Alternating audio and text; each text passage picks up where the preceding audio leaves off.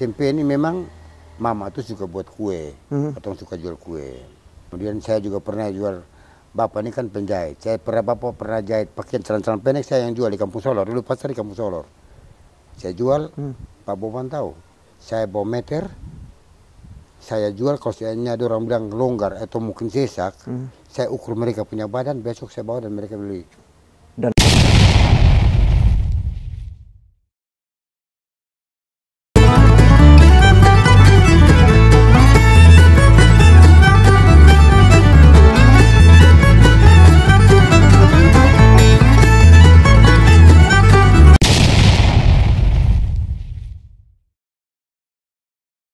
salam halek Om Joni. Salam halek.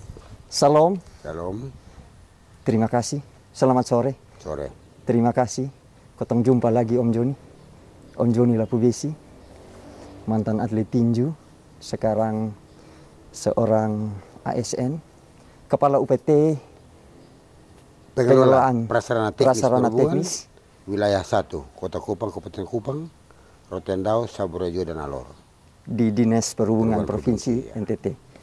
Kakak Joni Lapu Besi, kemana kabar? Baik. Ini Kotong ada di lokasi homestay JNJ. Ya. Lokasi di mana tepatnya Kakak Joni? Di Jalan Keuangan Negara, Gang kedua nomor 11. Jalan Keuangan Negara, Gang kedua nomor 11. Bagian daripada jiwa usaha seorang Joni Lapu Besi. Kakak Joni, Kotong mulai dengan topik pertama. Kemarin tuh bercerita tinju belum apa ya? Belum puas, belum afdol. Belum tuntas ya. Belum tuntas. Ya, ya. Kakak Joni lanjut dengan topik besar nih. Kotong selesaikan kemarin tinju dengan wirausaha. Ya. Jiwa wirausaha seorang Joni Lapu Besi. Beta dengar dari Bepung Sumber waktu kejuaraan di Australia. Ya. Bawa rokok. Ya, ya. Cerita lengkapnya. Jadi mungkin sebelum berangkat ke Australia itu memang ada beberapa teman yang orang NTT yang juga beta dengar banyak di Australia. Nah, sehingga rokok ini sebenarnya mungkin hanya perkenalan. Oleh-oleh lah buatan. Oleh-oleh untuk mereka di sana lah. Dan ternyata cari mereka di sana waktu itu susah. Akhirnya ada orang yang tawarkan, orang tawarkan untuk beli rokok. Nah, beli rokok. Sehingga kalau dirupiahkan ya beta lihat terlalu besar ya, besar kalau dirupiahkan. Sehingga akhirnya beta jual rokok itu. Nah, beta jual rokok itu. Kemudian karena beta bawa tuh waktu itu tidak salah 3 slop, 2 kantong itu penuh.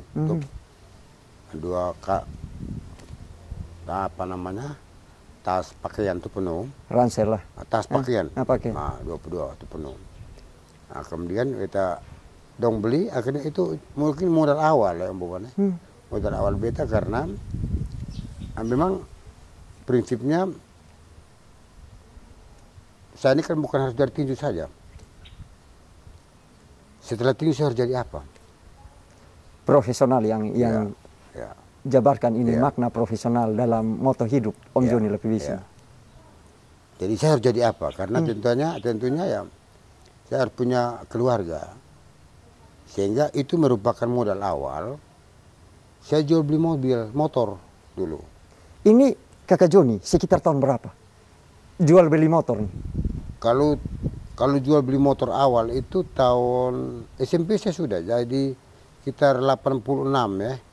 86, 87. Modal awal berapa? Modal awal itu terus terang Pak Boban. Saya ini pertama calo, mau dikatakan calo. Jadi karena saya banyak teman di bengkel, yang punya bengkel juga teman saya orang Cina, dan kebetulan juga bapak saya orang Cina, sehingga dengan mereka akrab. Akhirnya ada orang yang mau beli motor beta cari untuk jual. Dari situ dia keuntungan kumpul. Kemudian saya beli motor sendiri. Habis saya jual lagi. Jadi terakhir saya pengusaha motor sudah. Jual beli motor.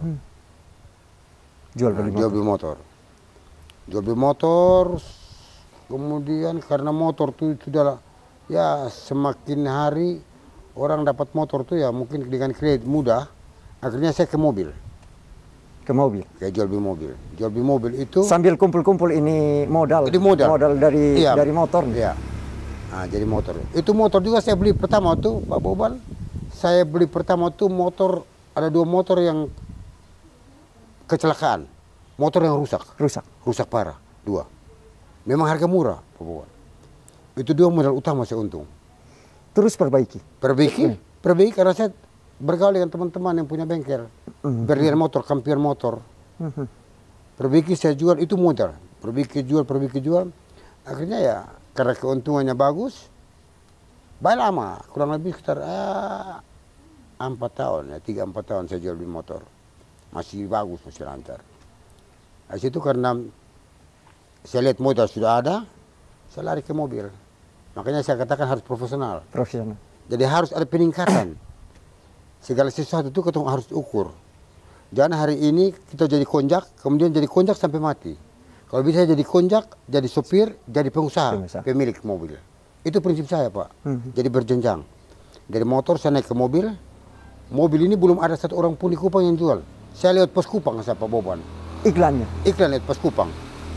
Jadi pos Kupang itu pasti tahu saya. Itu range harga tahun berapa tuh? Range harga sekitar berapa? Oh, Kakak Joni pun range harga nih yang jual beli ini. Saya kebanyakan ambil mobil itu yang Grand Super, Grand Extra, Kijang Super ke yang Extra. Nah, itu yang lari cepat. Yang namanya Toyota Super Grand Extra itu yang paling lari cepat. Jadi bermain di Kijang. Pertama karena modal di belum terlalu ini tuh. Setelah modal mulai banyak saya naik Innova. Tempat khusus ke showroom begitu? Nah, saya di rumah itu parkirnya besar, Pak Wan. Saya punya rumah yang tinggal. Parkirnya besar, bisa 6 mobil masuk. Kadang-kadang saya ambil di Kupang juga. Nah, jadi saya ambil di Kupang tuh saya bikin bagus, Pak Boban. Ada beberapa mobil yang saya bikin tuh, waduh, untungnya besar. Itu sampai 30 juta dulu. Beli di Kupang.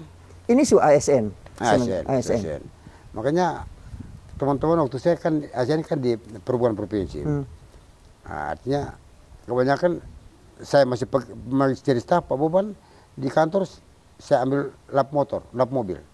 Karena ini mobil jual ini Pak Pana. Jadi saya perlu kotor, harus lap saat. Jadi kadang-kadang kalau ada jam istirahat beta kasih bersih, lap dia bersih. Ini Kakak Joni. Kakak Joni ini juga ada keturunan Cina, Bapak Cina, Bapak Cina. Jiwa bisnis ini memang jiwa usaha ini kan rata-rata di ketempung orang keturunan Cina, ulet berusaha. Itu dari keluarga, dari kecil, dari SMP. Dari SMP ini memang mama tuh suka buat kue, atau suka jual kue. Nah, jual kue. Kemudian saya juga pernah jual. Bapak ini kan penjahit. Bapak pernah jahit pakaian celana pendek saya yang jual di Kampung Solor. Dulu pasar di Kampung Solor. Saya jual, Pak Boban tahu. Saya bawa meter, saya jual. Kalau seandainya ada orang bilang longgar atau mungkin sesak, saya ukur mereka punya badan, besok saya bawa dan mereka beli. Dan pas. Beli. Itu saya punya kerja. Nah, karena itu serang, memang saya berpikir bagaimana saya harus dapat duit nih Pak Boban dari dulu. Bagaimana saya kerja apa yang bisa mendapatkan duit ya, yang penting halal Pak Boban. Pak Theodorus Widodo ini asuk saya, om saya, asuk kandung. Saya nikah pun dia yang ngurus saya. Pak Theodorus Widodo. Itu asuk, pangkatnya asuk tuh om. Omong-omong Kakak Joni dong berapa saudara? 8 saudara. 8 bersaudara. Kakak Joni anak nomor 3. Nomor 3. Ya. 8 bersaudara. Jadi dari itu berarti jiwa-jiwa ini memang beta harus ada uang, uang. Pola pikir saya ini mungkin lebih lain dari saudara-saudara saya. Ada saya punya adik satu di Surabaya juga bagus. Dia juga di sana, Pak Boban, dia juga ya kerja dengan orang bikin spring bed apa, dia jadi buka spring bed sendiri Pak Boban. Adik saya. Memang ya mungkin turunan dari bapak. Nah, turunan dari bapak. Kalau kakak saya yang besar kan di Telkom, Pak Yarden.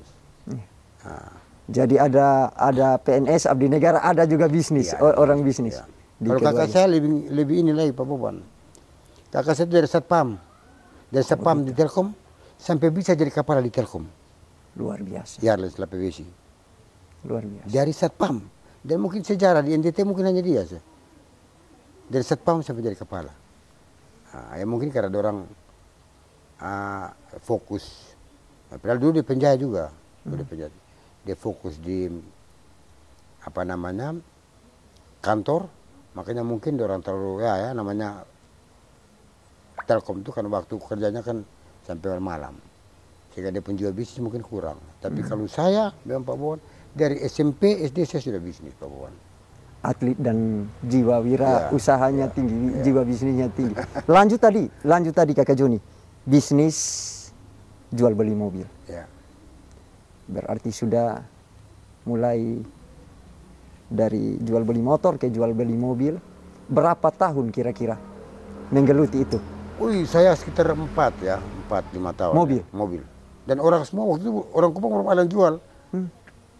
Ada satu anak yang saya lihat ikut saya itu ada di kantor gubernur, namanya siapa lupa di nama. Ada orang belum ada showroom ini belum ada. Showroom ini baru. Dan dulu kalau showroom belum ada berarti belum ada finance, asuransi finance, peminjaman. Saya dari modal sendiri. Kumpul modal. Nah, Pak Bowan pikir satu mobil saya bisa untung sampai 20-30 juta. Ada kali dapat mobil yang murah saya bisa sampai 30 juta. Dan itu tepat sekali Pak Bowan. Dulu orang cari itu Grand Extra yang super paling laris. Paling laris. Paling rendah itu 10 juta jangan. Itu keluarkan biaya operasional, makan minum, pesawat segala macam. Kakak Joni sendiri atau ada dengan yang bantu-bantu? Tidak. Saya sendiri. Saya modal sendiri. Sendiri. Ya. Kira ada yang bantu ya lihat mesin atau apa begitu. Saya lihat sendiri. Mengerti secara kasat ya, apa? Ya. Karena sudah biasa. Karena biasa. Yang namanya bisa karena biasa toh. Ya. Ya. Terus beralih ke homestay. Iya. Jadi tahun ini kurang lebih bangun ya 8 tahun ya. Tahun 2001 atau 2002. 2012 ya atau 2011. Saya lihat showroom terlalu banyak Pak Bowan. 2012-2013 banyak showroom. Sampai saya pernah titip mobil saya karena showroom sudah banyak. Kebanyakan orang langsung dari daerah kan turun ke showroom, dong tanpa baca koran lagi. Iya. Di koran justru malah waktu Pos Kupang waktu terakhir saya ke sana untuk pesan juga, waduh naik harga. Iklan. Sehingga saya titip di teman di Pak Paulerik di depan RRI Surya Utama. Lama baru laku Pak Bowan. Lama lagi baru mau dikatakan sudah untung. Tidak untung sama sekali. Putarannya sulama. Putaran lama baru tidak untung. Wah, kecewa. Dan terpaksa saya beli ini. Saya beli tanah 200 juta. Tahun 8 tahun lalu. Sabar ya. Waktu sudah tanah beli duluan. Tanah beli ini baru belakang. Tahun 2009 atau 10 saya beli ini. 2009 atau 10 saya beli tanah. Baru saya mulai bangun. Satu kali bangun atau apa? Kan ini Jamara, ini kan modal kan bertahap. Ini duluan Pak Bowan. Ini. Dan memang modal nekat saya. Kita juga kadang-kadang kita yakin Pak Bowan, kadang-kadang kita lihat minta maaf Pak Bowan. Iya. Tuhan waktu kos makan 5.000 orang Pak Bowan dengan hanya 2 ekor ikan dengan 5 roti Pak Bowan. Betul begini malahan lebih. Jadi kadang-kadang beta ikut seperti Tuhan. Beta malam-malam beta minta berkat Tuhan tolong. Ini modal nekat saja. Modal nekat. Jadi bikin pertama ini bertahap. Bikin semua. Kemudian perlengkapannya di dalam ini beta bertahap karena sampai beta pernah utang di Kredit Plus ya. Iya. Yang barang-barang itu pinjam Kredit Plus. Dan bertahap. Nah kadang-kadang orang dokter di Siloam Pak.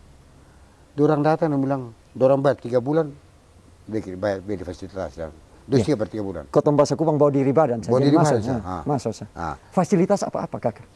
Lengkap semua. AC, TV, lemari, meja, kursi, wifi. Ada panas dingin yang ini, yang baru. Dapur umum. Itu berapa Kakak?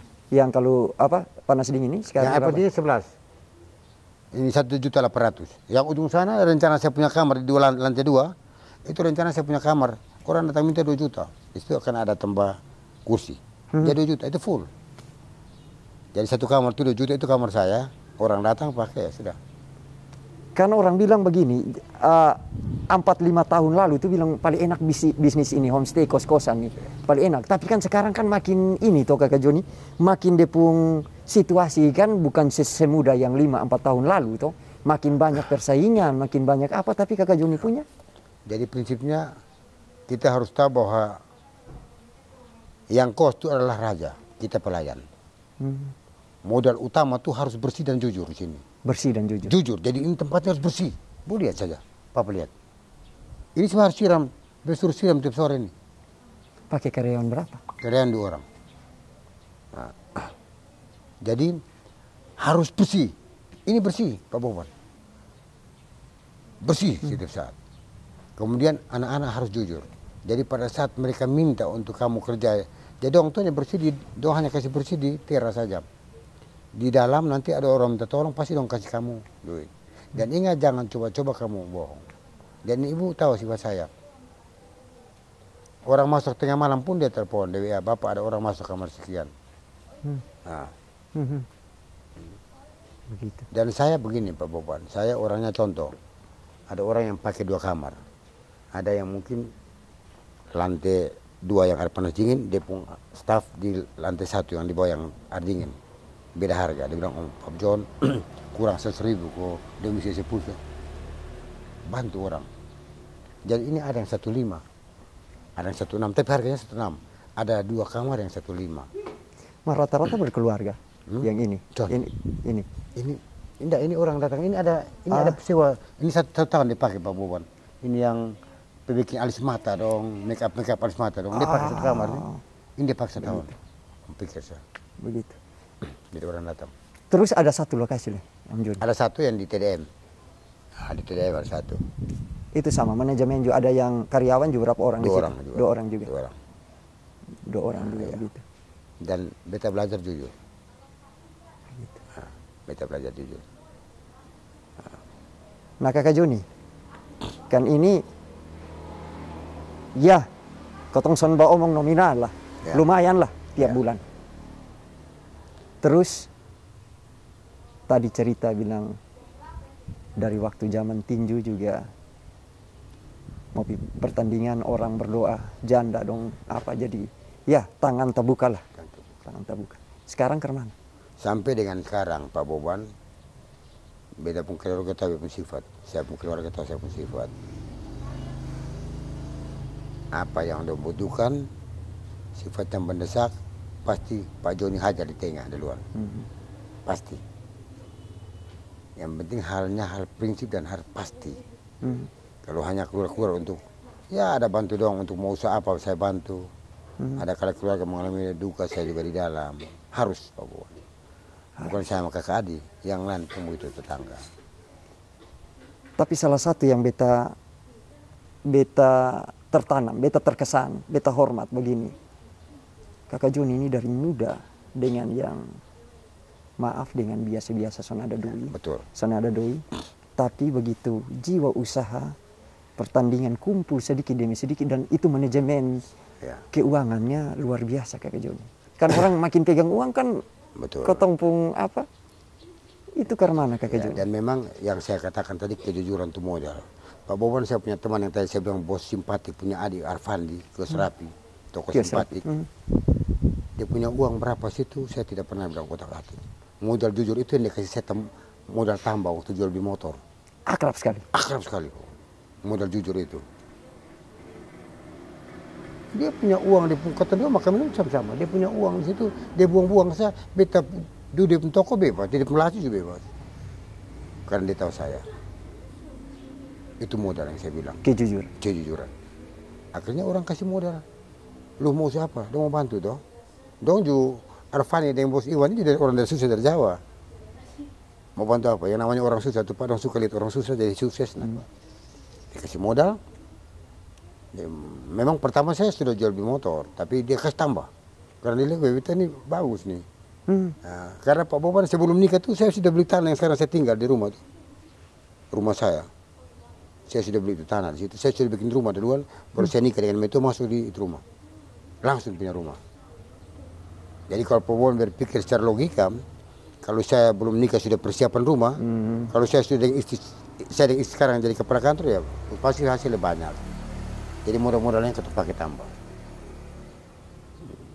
Bawa omong-omong, anak 3 orang, sulung. Ya puji Tuhan Pak Boban, berkat yang Tuhan kasih kita melebihi segala-galanya dari 3 anak laki-laki. Yang pertama itu Pedro Raymond Lapebesi. Kemarin dia selesai S1 IT di UKDW Jogja, dia peringkat 2. Kemudian waktu dia pulang sebulan sudah kakak lanjut aja. Jadi dia tes di UGM untuk S2-nya. Gajah Mada. Nah, saya dengan ibunya yang bawa ke Jogja kemarin. Jalan-jalan persiar waktu libur, saya dengan istri bawa dia ke Jogja. Sampai di tes di UGM.